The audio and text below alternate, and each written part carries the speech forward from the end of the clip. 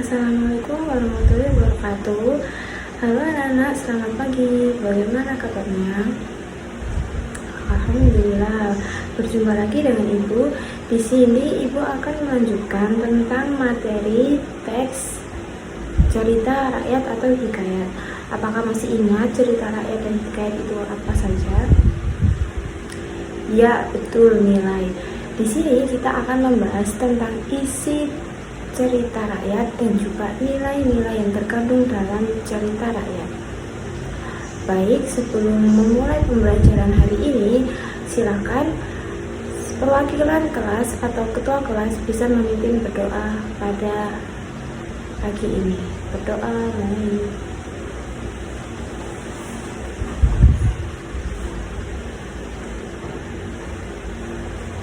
Amin. Baik anak-anak semua, sekarang dengarkan ya, Ibu akan membaca contoh teks hikayat yang nantinya akan anak-anak buat mencari isi dari teks hikayat tersebut, dan juga Ibu akan menjelaskan nilai-nilai yang terkandung dalam isi cerita hikayat ini. Di sini ada cerita yang berjudul Hikayat Indra Bangsawan. Tersebutlah perkataan seorang raja yang bernama Indra Bungsu dari negeri Kobat Syahrial. Setelah beberapa lama di atas kerajaan, tiada juga beroleh putra. Maka suatu hari, ia pun menyuruh orang membaca doa kunut dan sedekah kepada fakir dan miskin. Hatta beberapa lamanya, tuan putri istri Kendi pun hamil dan bersalin 2 orang anak putra laki-laki. Adapun orang tua keluarganya dengan panah dan yang muda dengan pedang. Maka baginda pun tersebut amat sukacita dan menamai anaknya yang tua Syah Putri dan anaknya yang muda Indra Bangsawan. Maka anak kanda baginda yang 2 orang itu pun sampailah usia 7 tahun dan dititihkan pergi mengaji kepada Mu'alimin Sufyan. Sesudah tahu mengaji, mereka dititihlah pula mengaji kitab usul fikih hingga saraf tafsir sekalian diketahuinya. Setelah beberapa lamanya, mereka belajar pula ilmu senjata, ilmu hikmat, dan ilmu isyarat tipu peperangan.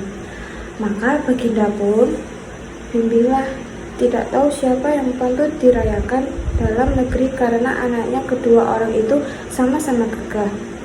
Jikalau baginda pun mencari muslihat, ia menceritakan kepada kedua anaknya bahwa ia bermimpi bertemu dengan seorang pemuda yang berkata kepadanya, barang siapa yang dapat mencari bulu pelindu yang dipegangnya, ialah yang patut menjadi raja di dalam negeri. Setelah mendengar kata-kata baginda, Syah Putri dan Indra Bangsawan pun bermohon pergi mencari bulu pelindu itu. Mereka masuk ke hutan, keluar hutan, hingga naik gunung, turun gunung, masuk rimba, keluar rimba, menuju ke arah matahari hidup. Maka datanglah pada suatu hari, hujan pun turun dengan angin ribut, taufan, kelam kabut, gelap gulita, dan tiada kelihatan barang satupun. Maka Syah Putri dan Indra Bangsawan pun bercerailah. Setelah teduh hujan ribut, mereka pun pergi saling cari-mencari. Tersebut pula perkataan Syah Putri yang sudah bercerai dengan saudaranya Indra Bangsawan. Ia pun menyerahkan dirinya kepada Allah Subhanahu wa Ta'ala dan berjalan dengan sekuat-kuatnya. Beberapa lama di jalan, sampailah ia kepada suatu taman dan bertemu sebuah mahligai. Ia naik ke atas mahligai itu dan melihat sebuah gedang tergantung. Gedang itu dibukanya dan dipukulnya. Tiba-tiba ia mendengar orang yang melarangnya memukul gedang itu. Lalu diambillah pisau dan ditorehnya gedang itu. Maka Putri Ratnasari pun keluarlah dari gedang itu. Putri Ratnasari menerangkan bahwa negerinya telah dikalahkan oleh Garuda. Itulah sebabnya ia ditaruh orang tuanya dalam gedang itu dengan suatu cembul. Di dalam suatu cembul yang lain, ialah perkakas dan dayang-dayangnya. Dengan segera Syah Putri mengeluarkan dayang-dayang itu. Tak kala Garuda itu datang, Garuda itu membunuhnya. Maka Syah Putri pun duduklah berkasih-kasih dengan Putri Ratnasari sebagai suami istri di hadapan oleh segala dayang-dayang dan inang pengasuhnya. Tersebut pula perkataan Indra bangsawan pergi mencari saudaranya.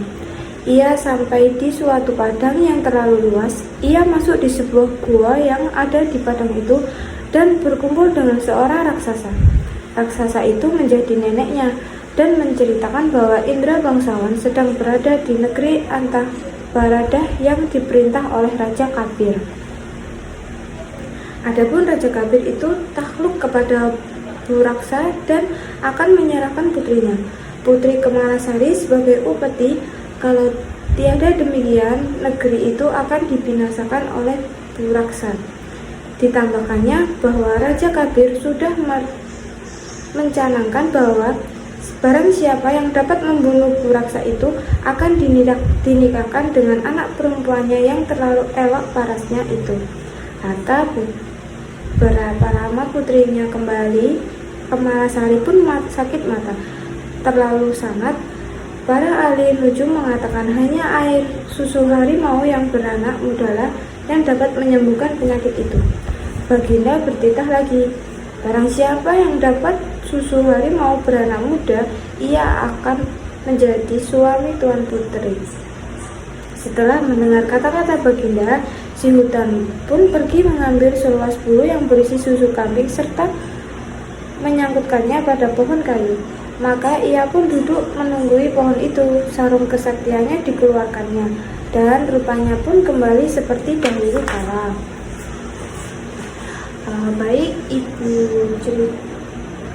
cerita sampai situ dulu. Teman-teman dilanjut dengan sampai selesai membaca dulu cerita yang ibu berikan ini. Lalu setelah selesai membaca semuanya, anak-anak akan ibu tugaskan untuk memahami isi pokok hikayat. Selain itu disajikan dengan mencontohkan isi-isi pokok hikayat.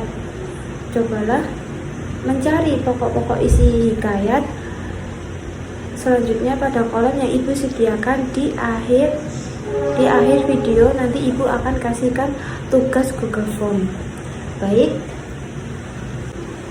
Baik semuanya anak-anak, ibu akan melanjutkan tentang materi nilai-nilai dalam hikayat yang ibu bacakan tadi.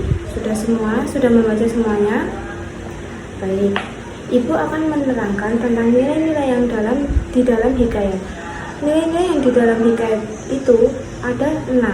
Yang pertama, nilai religi, nilai moral, nilai sosial, dan juga nilai budaya, nilai estetika, dan nilai edukasi. Sebelum dilanjut, mari kita bahas satu persatu dahulu apa pengertian nilai religi dan seterusnya. Yang pertama, nilai religi adalah nilai agama, nilai yang didasarkan pada ajaran-ajaran keagamaan, baik berkaitan dengan hubungan manusia dengan Tuhan, sesamanya, maupun makhluk lainnya. Di dalam cerita tadi, nilai agama itu seperti yang ibu contohkan di video tersebut. Silakan dibaca. Memohon kepada Tuhan dengan berdoa dan bersedekahlah agar dimudahkan urusannya. Kutipan teksnya, maka pada suatu hari ia pun menyuruh orang-orang membaca doa kunut dan bersedekah kepada fakir dan miskin. Yang kedua, nilai agamanya pasrah kepada Tuhan setelah berusaha. Kutipan teksnya, maka ia pun menyerahkan dirinya kepada Allah Subhanahu wa Ta'ala dan berjalan dengan sekuat-kuatnya. Bisa dipahami? Baik, lanjut yang kedua yaitu nilai moral. Nilai moral merupakan nilai yang berkaitan dengan baik atau buruknya suatu perilaku seseorang atau kelompok masyarakat. Nilai moral misalnya nilai keadilan, kejujuran, kesetiaan, dan kedermawanan. Di dalam cerita tadi, nilai moralnya ada dua, yakni tidak mau bekerja keras untuk mendapatkan sesuatu. Kutipan teksnya, hatta datanglah ke 9 orang anak saja meminta susu kambing yang disangkanya suatu harimau beranak muda itu. Yang kedua, memperdaya orang yang tidak berusaha. Kutipan teksnya, Indra bangsawan berkata, susu itu tidak akan dijual dan hanya akan diberikan kepada orang-orang yang menyediakan bahannya diselip besi hangat. Lanjut, yang ketiga yakni nilai sosial. Nilai sosial adalah nasihat-nasihat yang berkaitan dengan kemasyarakatan. Indikasi nilai sosial biasanya berkaitan dengan kepatutan dan kepantasan bila diterapkan dalam kehidupan sehari-hari. Nilai konsep sosial pada cerita tadi ada dua juga, yakni tidak terlihat perbedaan status sosial. Yang kedua, membantu orang-orang yang berada dalam posisi kesulitan. Kutipan teksnya tidak usah dibacakan ya, dibaca sendiri. Lanjut, nilai yang keempat, nilai budaya. Apa itu nilai budaya?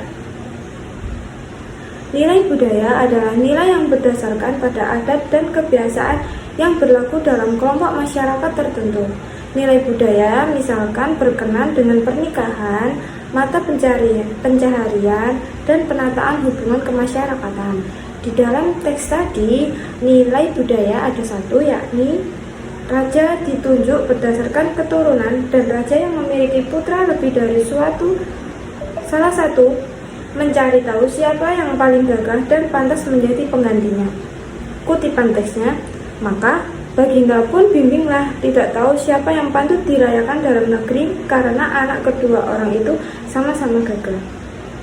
Jikalau Baginda pun mencari muslihat, ia akan menceritakan kepada kedua anaknya bahwa ia bermimpi bertemu dengan seorang pemuda yang berkata kepadanya, barang siapa yang dapat mencari bulu perindu yang dipegangnya, ialah yang patut menjadi raja di dalam negeri. Paham? Baik, ibu lanjut ya, yakni nilai estetika. Nilai estetika yakni nilai estetika berkaitan dengan keindahan dan juga seni. Di dalam cerita itu ada nilai keindahan apa? Enggak. Ya. Baik, yang terakhir adalah nilai edukasi. Apakah itu nilai edukasi? Ya, nilai edukasi adalah nilai yang berkaitan dengan pendidikan. Di dalam cerita tadi, nilai edukasinya ada satu, yakni konsep nilainya, kewajiban belajar ilmu agama sejak usia dini dan kecil. Konsep kutipan teksnya, maka Anaganda Baginda yang dua orang itu pun sampailah usia 7 tahun dan dititipkan pergi mengaji kepada Mu'alimin Sufyan. Sesudah tahu mengaji, mereka dititah pula mengaji kitab usul, kitab fikih, hingga saraf, tafsir sekalian dan diketahuinya. Segitu dulu penjelasan dari ibu. Kalau ada yang kurang paham bisa ditanyakan. Paham semuanya? Baik, selanjutnya penjelasan dari ibu segitu dulu. Selanjutnya tugas kalian adalah mencari isi-isi pokok dalam teks tadi, teks hikayat tadi. Ya. Kalau kurang jelas bisa ditanyakan lagi. Baik, jika tidak ada, ibu akhiri pembelajaran hari ini. Wassalamualaikum warahmatullahi wabarakatuh.